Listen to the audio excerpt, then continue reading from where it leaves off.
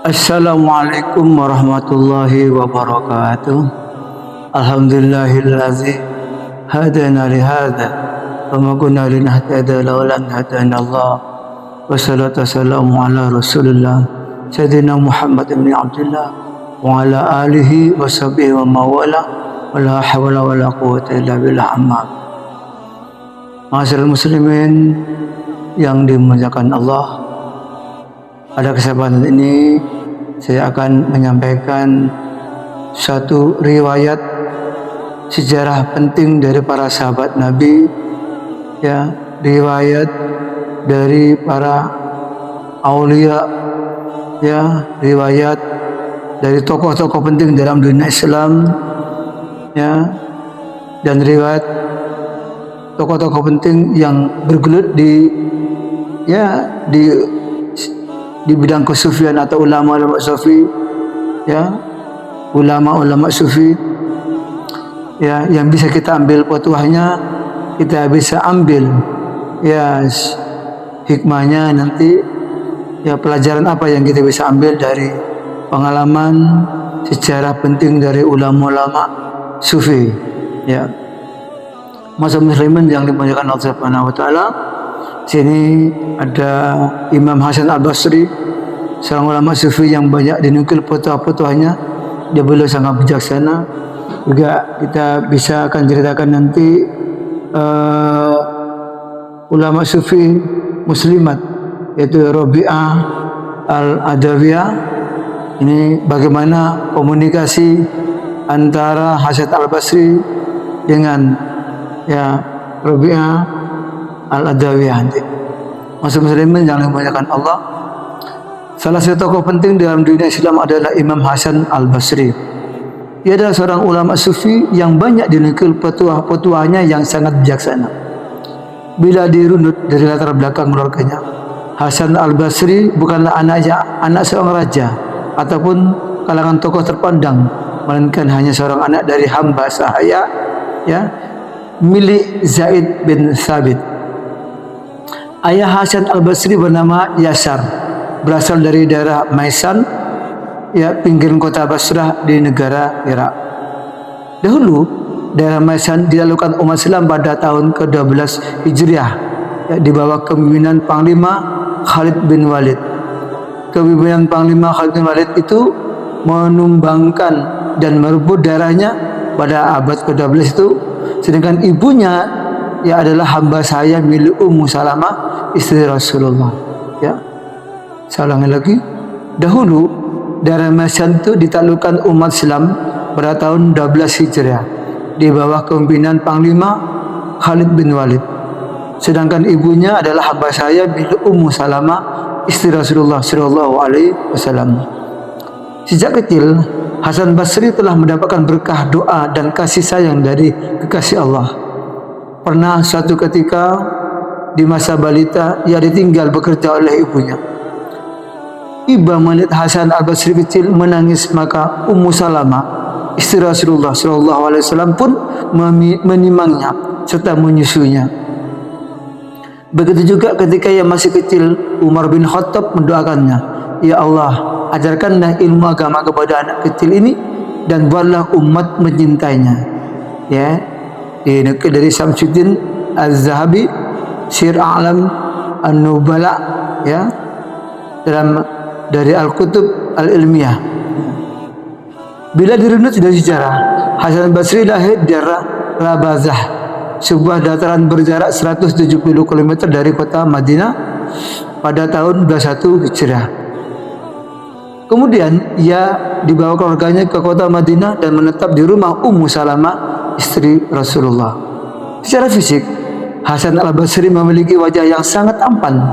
Diceritakan suatu ketika Asy-Sya'bi berpesan kepada Ashim Al-Ahwal, "Sampaikanlah salamku kepada Hasan Al-Basri di kota Basra." Ashim Al-Ahwal kebingungan dan menjawab, "Aku tidak pernah mengenalnya." Maka Asy-Sya'bi menjawab, "Nanti ketika engkau masuk kota Basra, masuklah ke dalam masjid kota Basra, kemudian carilah orang yang paling tampan yang belum pernah engkau ditemu di sana. Sungguh aku telah melakukan perintah Asy-Sya'bi maka aku melihat Hasan al-Basri adalah seorang yang sangat tampan yang dikelilingi oleh murid-muridnya di masjid kota Basra. Komentar Asim al-Ahwal, ya, begitu ucapannya. Beliau dikenal sebagai ulama multidisiplin. Hasan al-Basri memiliki kecerdasan dan daya ingat yang sangat kuat serta nalar yang sangat tajam. Abu Qatadah, ya, Al-Adawi mengatakan wajib bagi kalian belajar kepada syekh ini, maksudnya Hasan al-Basri. Demi Allah, aku melihat al-Basri sangat mirip pendapatnya dengan Sayyidina Umar bin Khattab. Sahabat Anas bin Malik berwasiat, wajib bagi kalian belajar kepada Maulana Hasan al-Basri. Maka bertanyalah kepadanya. Kemudian ada yang bertanya, wahai Abu Hamzah, julukan sahabat Anas bin Malik, mengapa engkau mengajukan kami bertanya kepada Hasan al-Basri? Anas bin Malik menjawab, dia menimba ilmu kepada kami, ya, dia menimba ilmu kepada kami. Akan tetapi sekarang kami telah banyak lupa, sedangkan dia masih mengingat ilmu yang kami ajarkan. Ya. Selain itu, Hasan al-Basri juga seorang ahli fikih yang sangat hebat. Syekh Yunus bin Ubaid, ya, al-Abidi mengatakan, kami telah bertemu dengan banyak ulama dan tak ada yang lebih unggul dan sempurna ilmunya melebihi Hasan al-Basri. Pernah suatu ketika Imran al-Qasir menanyakan suatu permasalahan dalam ilmu fikih kepada Hasan al-Basri. Maka Hasan al-Basri menjawab, sebagian ulama fikih menjawab seperti ini dan sebagian ulama yang lain mendapat seperti ini. Ketahuilah bahwa seorang ahli fikih sejati adalah seorang yang zuhud dunia, yang waspada dalam menjaga agamanya dan senantiasa beribadah kepada Allah Subhanahu wa taala. Dalam ilmu hadis, Hasan al-Basri dinilai perawi yang siqah, maksudnya terpercaya, khususnya dalam hadis yang ia riwayatkan dari Samurah bin Jundub. Akan tetapi ada banyak hadis yang ia riwayatkan lemah karena cacat berupa tadlis, tidak menyebutkan beberapa perawi di atasnya, ataupun mursal, tidak menyebutkan perawi dari kalangan sahabat, khususnya yang diriwayatkan dari Abu Hurairah, Syekh Samsuddin Az-Zahabi, Mizal A'idzal Finaki Ar-Rizal, ya. Masyarakat muslimin yang dimuliakan Allah, beliau suka berguru kepada para sahabat Nabi. Di antara guru-guru dari golongan sahabat Nabi adalah Abdullah bin Umar, Anas bin Malik, Abdullah bin Mughaffal, Am bil Taghlib, Abu Baza al-Asalami, dan masih banyak lagi. Menurut Ibnu Hibban, Syekh Hasan al-Basri telah menimba ilmu kepada 120 tokoh dari kalangan sahabat. Ya, di antara petuahnya kepada Khalifah Umar bin Abdul Aziz adalah, ingatlah bahwa berpikir sebelum mengambil keputusan akan mendatangkan kebaikan dan menyesali perbuatan dosa akan menjauhkan dari keburukan. Waspadalah dengan kenikmatan dunia, karena ketentraman di dalamnya hanyalah semu. Angan-angan meraihnya adalah racun. Puncak adalah keburukan. Ada kalanya nikmat dunia menggelincirkan dari ketaatan kepada Allah. Ada kalanya nikmat dunia adalah musibah yang merusak agamamu. Waspadalah, sungguh Allah akan membalas hambanya yang taat dan menyiksa hambanya yang durhaka. Ya, petuah Hasan al-Basri yang lain adalah, ingatlah Allah telah menjadikan kenikmatan dunia sebagai ujian bagi para nabi dan rasul serta pelajaran bagi umatnya. Sungguh orang yang lalai lagi durhaka kepada Allah menyangka bahwa mereka sedang dimuliakan oleh Allah dengan kenikmatan dunia, padahal ketika itu mereka sedang dijauhkan dari mengingat Allah. Ingatlah, waktu adalah seorang tamu yang datang kepadamu dan dia akan berlalu meninggalkanmu. Seandainya engkau memuliakan waktu dengan beribadah dan berbuat baik, niscaya waktu akan menjadi saksi kebaikanmu di hari kiamat. Dan seandainya engkau menghinakan waktu dengan bermaksiat dan berbuat buruk, niscaya ia akan menjadi saksi keburukanmu di hari kiamat. Masya Allah. Na'udzubillah min dzalik. Nasihat berikutnya adalah, ingatlah, sisa umur yang tersisa bagimu di dunia tak ternilai harganya dan tak dapat tergantikan dengan yang lain. Dunia dan seisinya tak akan mampu menyamai nilai satu hari yang tersisa dari usiamu. Maka jangan engkau tukar sisa usiamu yang sangat bernilai dengan kenikmatan dunia yang hina. Koreksilah dirimu setiap harinya waspadalah atas kenikmatan dunia, jangan sampai engkau menyesal ketika telah datang azal kematianmu. Semoga nasihat ini bermanfaat bagi kita dan Allah memberikan kita akhir yang baik dan husnul khatimah. Amin Allahumma amin.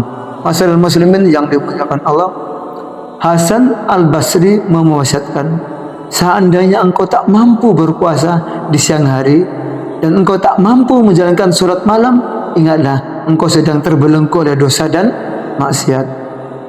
Tokoh ini, ya, maksudnya Hasan Al-Basri, wafat pada tahun 1100 Hijriah di kota Basra, Irak. Diceritakan suatu ketika Malik bin Dinar pernah bercerita tentang mimpinya bertemu Hasan Al-Basri. Dalam mimpi itu Hasan Al-Basri memakai pakaian yang sangat indah dan bersinar wajahnya.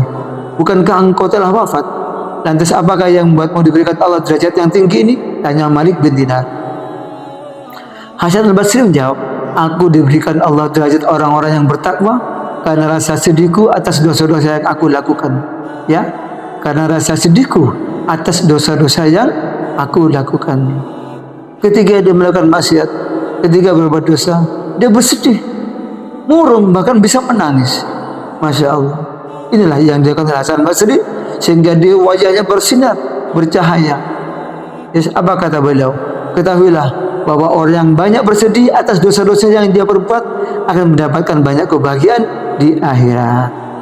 Ya, inilah sebagian sejarah singkat ya Hasan Al-Basri mulai kecil, bagaimana ibunya, keluarganya ya yang berasal dari Irak itu datang ke Madinah, hijrah ke Madinah, dan dia kecilnya diasuh oleh Ummu Salamah, salah satu dari istri beliau, sampai dia didoakan oleh para sahabat agar menjadi orang yang zuhud, orang menjadi yang ya ahli agama, sehingga banyak muridnya dan muridnya banyak yang patuh dan taat.